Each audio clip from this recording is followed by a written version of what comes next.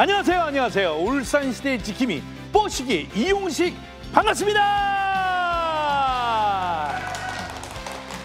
네, 날씨가 따뜻해지면서 요즘 산을 찾는 분들이 참 많지요. 이럴 때일수록 각별히 주의해야 할 것이 있습니다.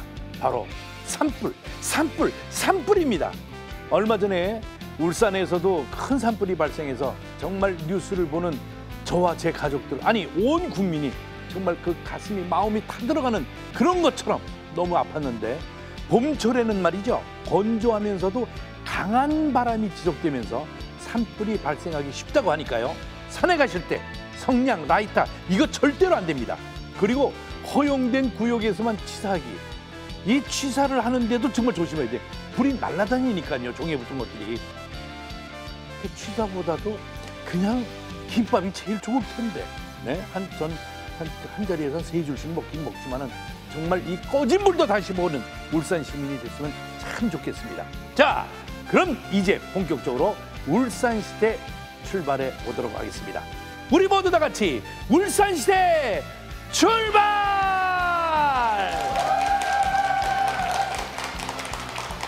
네, 한 주간의 뉴스를 순위로 정리해보는 랭킹 뉴스 시간. 울산 소식을 핵심만 쏙쏙 알려주는 핵심, 핵심. 본명은 김다운 아나운서 어디 계세요? 빨리 나오세요. 안녕하세요. 랭킹 뉴스 김다은입니다. 이번 한 주 시민들이 관심을 보인 소식은 무엇일까요? 1위부터 5위까지 키워드로 정리해드릴게요. 5위는 확대입니다. 울산시가 난임 부부 시술비 지원을 부부 한 쌍당 25회에서 출산당 25회로 확대합니다. 이에 따라 난임 부부가 첫 자녀를 출산한 후에도 둘째나 셋째를 가지고자 할 경우 아이마다 25회씩 시술비 지원을 받을 수 있게 되는데요. 지원 대상은 주민등록 기준으로 울산에 거주하고 건강보험 적용 시술을 받는 난임 부부로 의학적 사유로 시술이 중단되거나 실패하더라도 차감 없이 비용을 지원합니다. 계속해서 4위는 자진 신고입니다. 울산경찰청이 4월 한 달간을 불법 무기류 자진 신고 기간으로 정했습니다. 대상은 허가 없이 소지하고 있거나 소지 허가가 취소된 총기류와 화학류, 도검 등인데요. 기간 내에 자진 신고하면 처벌과 행정처분을 면제받을 수 있고, 원할 경우 결격 사유 여부를 판단해 허가받을 수도 있습니다. 이어서 3위는 지정입니다. 울산시가 북구 시티병원을 울산 지역 3호 달빛 어린이 병원으로 지정했습니다. 달빛 어린이 병원은 18살 이하 소아나 청소년 경증 환자가 평일 야간이나 휴일에 응급실이 아닌 가까운 병의원에서 외래 진료를 받을 수 있는 의료기관을 뜻하는데요. 울산시는 이 밖에도 울주군 햇살 아동병원과 남구 보람병원을 달빛 어린이 병원으로 지정해 운영하고 있습니다. 다음 키워드는 무상 제공입니다. 최근 발생한 울주군 산불 피해 이재민들에게 무상으로 주택이 제공됩니다. 울산시는 한국토지주택공사 LH와 협업해 LH가 보유 중인 공공주택을 제공하고 2년간 임대보증금도 면제한다고 밝혔는데요. 월 임대료는 시와 LH가 각각 절반씩 부담하며 이재민이 희망하면 공공임대주택이 아닌 민간 소유 주택에도 무상 이주가 가능하도록 지원할 계획입니다. 이번 주 1위는 황방산 두꺼비입니다. 울산의 주요 두꺼비 서식지인 황방산과 장현 저류지 일대에서 시민들이 두꺼비 보호 활동을 시작했습니다. 황방산 두꺼비 봉사단은 2인 1조로 짝을 이뤄 오는 6월 말까지 서식지 주변을 돌면서 찻길 사고 예방 활동 등을 펼치게 되는데요. 시민들이 봉사단까지 꾸려서 두꺼비 보호를 위해 나선 배경은 과연 무엇일까요? 자세한 이유는 잠시 후 전문가와 함께 이야기 나눠보도록 하겠습니다. 지금까지 랭킹 뉴스 김다은이었습니다. 모두가 궁금해하는 뉴스를 깔꼼정, 아주 깔끔하고 꼼꼼하고 정확하게 살펴보는 시간입니다. 자, 여러분, 세상에 귀하지 않은 생명이 있을까요? 얼마 전 울산에서는 특별한 봉사단을 만들어서 이것을 꼭 지키기 위해서 나섰다고 합니다. 자세한 이야기 국립경국대 민병하 교수님과 함께 나눠보도록 하겠습니다. 교수님 반갑습니다. 안녕하세요. 네, 반갑습니다. 안녕하세요. 네. 자, 우리 먼저 울산시대 시청자 여러분들께 인사 말씀 먼저 부탁드리겠습니다. 네, 안녕하세요. 반갑습니다. 국립경북대학교 생명과학과에 일하고 있는 민병하라고 합니다. 네, 반갑습니다. 그런데 궁금한 게 있습니다. 안동에서 열심히 후학을 양성하는 교수님께서 울산과 어떤 인연이 있어서 이렇게 오늘 울산시대에 출연을 하게 됐는지 정말 궁금합니다. 네, 많이 궁금해하실 것 같은데요. 제가 양서류를 전공한 이후에 전국을 다니면서 사람과 자연 속의 동물들이 같이 살아가는 방법을 연구하고 있습니다. 예, 그러던 와중에 울산에서 두꺼비를 보호하기 위해서 지자체와 시민들이 같이 모여 활동을 하고 있다는 소문을 들었고 제가 작게나마 힘을 보태주고자 그 활동에 참여하게 되었습니다. 방금 말씀하실 때 무슨 겁이라고 그러셨나? 두꺼비. 두꺼비. 네, 한 겁이도 아니고 두꺼비. 네, 두꺼비. 야, 그러니까 이 두꺼비가 맺어준 인연이라는 이야기인데, 아니 울산에 두꺼비가 많이 계십니까? 네, 일단 두꺼비는 우리나라 전국에 네. 여러 지역에 많이 분포하는 종으로 알려져 있고요. 울산에도 여기저기에 작은 단위로 생활을 하고 있습니다. 근데 지금 중구 황방산 같은 경우에는 두꺼비가 좋아하는 동면지, 활동지, 그리고 번식지까지 다양하게 넓은 면적으로 갖추어져 있어서 네. 굉장히 대규모 서식지로 확인이 되었습니다. 아, 그런데 말이죠. 이 두꺼비는 사실 우리가 어렸을 때 두꺼봐 헌집 줄게 새집 따오, 예? 그래서 어렸을 때부터 내 집 갖는 게 로망이었나 봐요. 두꺼비한테까지 집 달라고 그러게. 그런데 이 전래동요로 수없이 이런 동요를 불러왔는데 사실 두꺼비는 어떤 종인지 모르면서 이 노래를 불렀거든요. 그런데 두꺼비는 어떤 특성이 있고 두꺼비는 과연 너는 누구냐? 설명 좀 부탁드리겠습니다.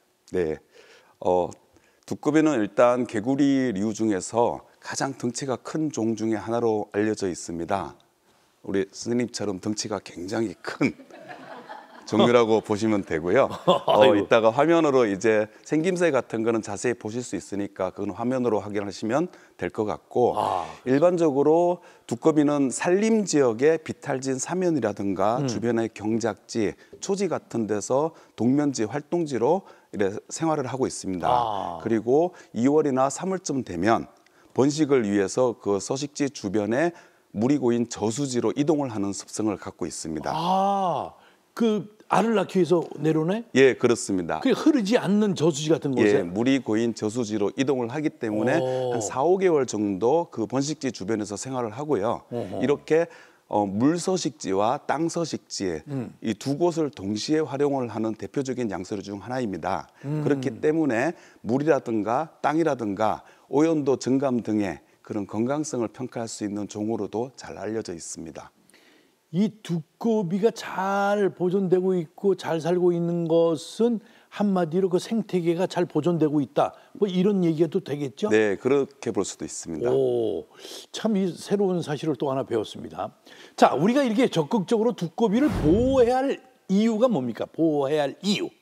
뭐 생태계 측면에서는 다양한 이유가 있습니다. 그네들이 생태학적 위치도 있고 그런데 당장 스님께서 여쭤보시는 것처럼 두꺼비가 과연 사람에게 어떤 도움이 될까? 네. 쉽게 말씀드리면 네. 두꺼비가 먹는 음식 그러니까 먹이 중에 네. 날아다니는 곤충들이 많이 포함이 되어 있습니다.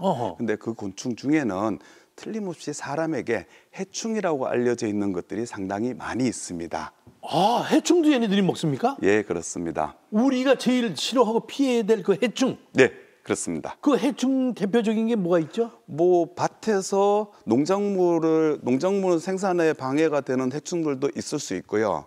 그다음에 뭐 모기 같은 여름만 되면 이 모기랑 우린 전쟁을 펼쳐야 되는데 모기를 이 두꺼비가 한다 이거죠?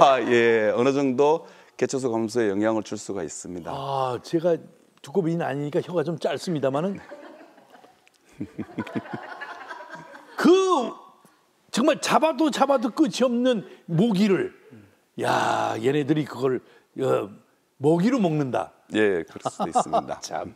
자, 그럼 이쯤에서 우리 두꺼비가 어떻게 생겼는지 또 어떤 곳에서 생활하고 있는지 준비한 영상을 보면서 이야기를 계속 이어가겠습니다. 영상 함께 보시죠.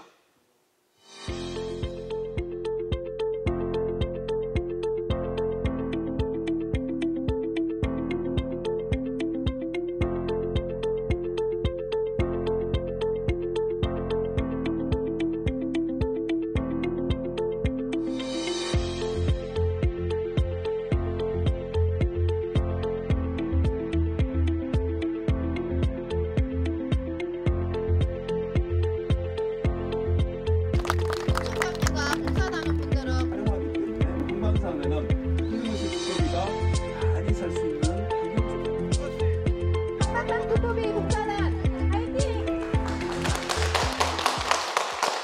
이야, 두꺼비에 대해서 정확히 알고 보니까 이게 또 느낌이 또 다르네요. 네. 또 하나 재미있는 게 울산에 두꺼비를 보호하기 위한 봉사단이 있다. 이거 참 재밌습니다. 이렇게 봉사단까지 만들어서 두꺼비를 보호하는 이유는 뭘까요?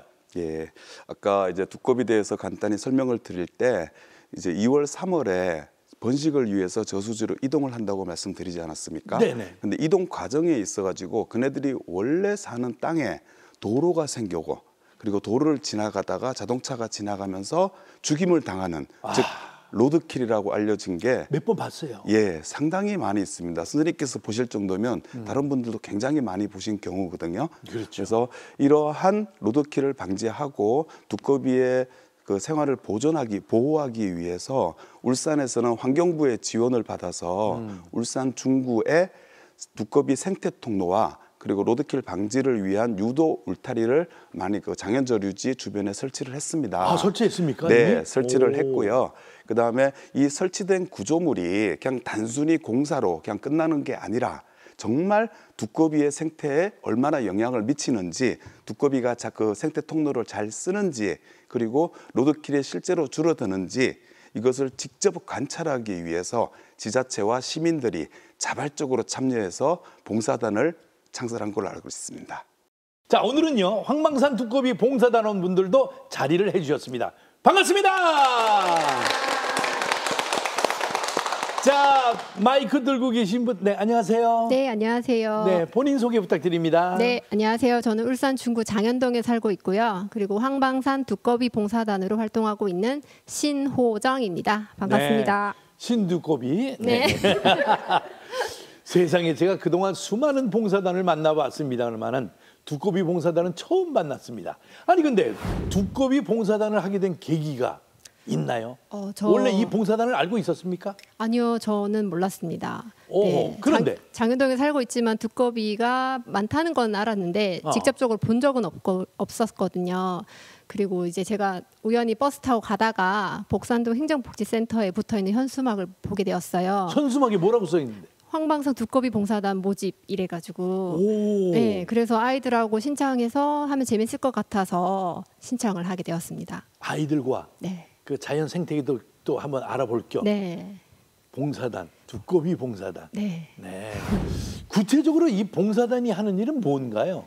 일단 그 장현 저류지와 황방산을 오가는 두꺼비들이 이제 알 낳을 때 장현 저류지 쪽으로 올 때 길가에 있는 두꺼비들이 로드킬 당하지 않게 혹은 도로에 있으면 그 도로에 위험하니까 그물을 가지고 이렇게 잠자리채 같은 걸로 건져가지고 안전한 생태 통로로 옮겨주는 그런 활동을 하고 있습니다.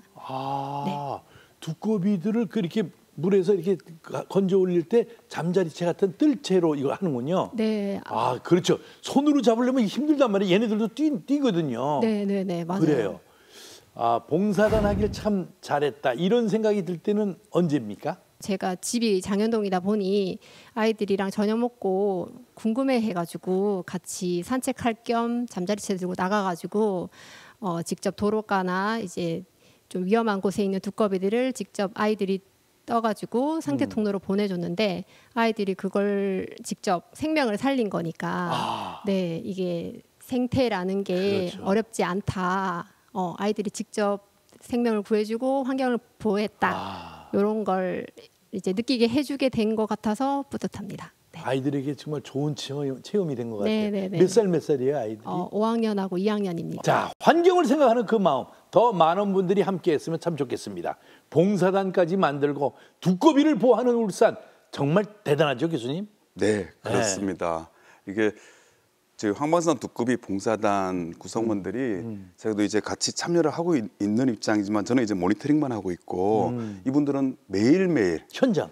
네, 매일매일 현장을 나가서 이 아이들이 조금씩 얼마나 컸는지를 보고 이야. 그게 정말 시민과로서 최고라고 생각하고 있거든요. 그래서 저희 전문가들도 그걸 못하는데 이렇게 해주시는 것에 대해서 너무 감사하고 고맙다는 말씀을 꼭 드리고 싶습니다. 끝으로 두꺼비들이 오래오래 울산에서 안전하게 살아가길 위한 당부의 한 말씀 부탁드리겠습니다. 네, 지금 개발로 인해서 사실상 두꺼비가 사는 서식지는 많이 줄어들고 있습니다. 하지만 서식지 공간이 적어질 뿐이지 그네들은 그 안에서 계속 살아가고 있습니다. 여러분들이 조금만 관심을 가지고 그 서식지를 보호하고 우리 아이들한테 그런 환경을 그대로 물려주면 더욱 좋지 않을까 생각이 듭니다. 지금 우리 황방산 두꺼비 봉사단처럼 울산 시민 여러분들께서 관심을 갖고 자연보호에 애써주셨으면 감사하겠습니다. 네, 참 여러분 도심에서 두꺼비들이 보이는 건 알을 낳기 위해서 내려온 거니까 놀라지 마십시오. 알을 낳고 다시 또 올라간다고 합니다. 자, 이상기후와 환경오염 상황을 알려주는 고마운 두꺼비를 보호하는 활동에 함께 해주셨으면 참 좋겠습니다. 여러분 오늘 주무실 때 복두꺼비, 황금두꺼비, 떡두꺼비 꿈을 꼭 꾸셔서 좋은 일이 또 있으시길 바라겠습니다. 자, 오늘 이 자리에 나와주신 우리 또 교수님께 여러분 큰 박수 주십시오.